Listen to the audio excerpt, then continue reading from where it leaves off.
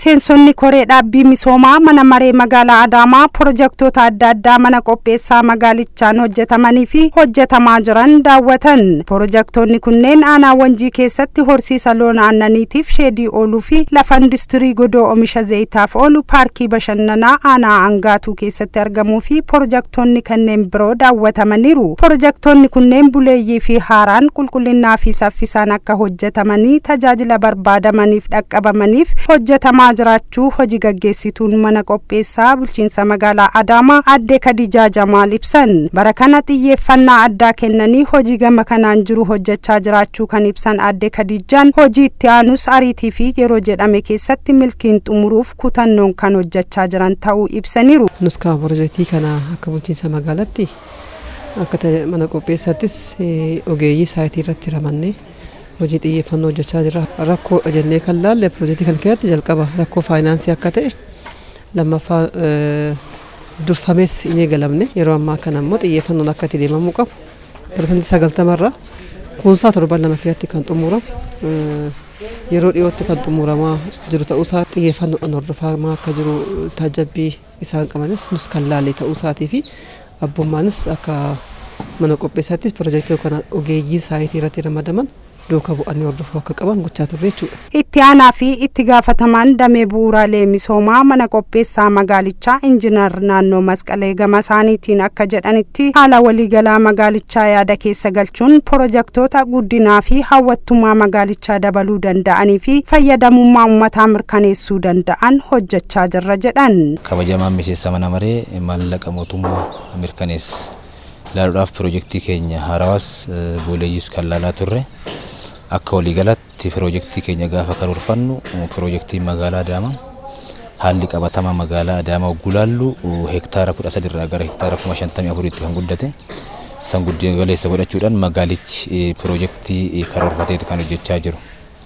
Piroojeektiin nuti karoorfannu kun tokkoffaa piroojeektii guddina magaalaa giddu galeessa godhate, lammaffaa piroojeektii hawwattummaa magaalaa guddisu, ittaansee piroojeektii Smart Adaamaa deeggaruu fi inisheetiivota wal qabatu waan ta'eef ganamarraa eegaleeti kan laalaa turre. Afyaa'in mana maree magaalaa Adaamaa Aadde Immabeet Jibbaa daawwannaa kanarratti argamuun manni maree magaalichaa gaafilee hawaasaa deebisuuf karoora bara kanaa qabateen faayidaa fi fayyadamummaa uummataa mirkaneessuuf baajata hojii kanaaf qabeen birrii biiliyoona 6.6 labsee hojjechaa jiraachuu dubbatu. Kanaafis yeroo yerootti hojichi sadarkaa maal irra akka jiru madaaluu fi hordofaa jiraachuu ibsaniiru. Raawwii kurmaana lammaffaa laaluun duratti karoora akka magaalatti qabame karooraa fi baajata labsame san hojii piroojeektii magaalaa kana keessatti marsaa jalqabaa maalirra jira kan jedhudha kan hordofamaa jiru. Manni maree qarshii biliyoona 6 kan ta'u piroojeektiidhaaf kan labse. Piroojeektiiwwan keenya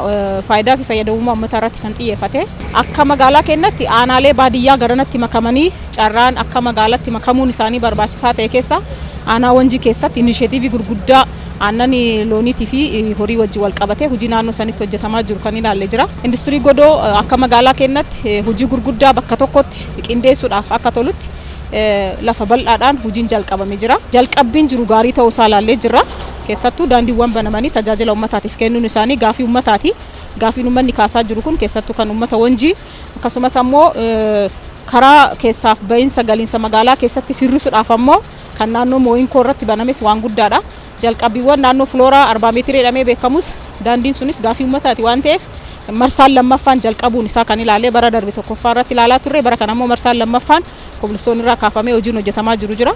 Kanaaf piroojeektiiwwan guyyaa har'aa jalqabamanii xumura irra gaanis yeroo itti aanutti ji'a 2 booda ammoo kan eebbaafillee qophaa'an akka jiran laallee jira. Miseensota koree dhaabbii keessaa kanneen dubbisne bulchiinsi magaalichaa gaafilee hawaasaa deebisuuf iddoo hunda ga'ee hojjechaa jira jedhan.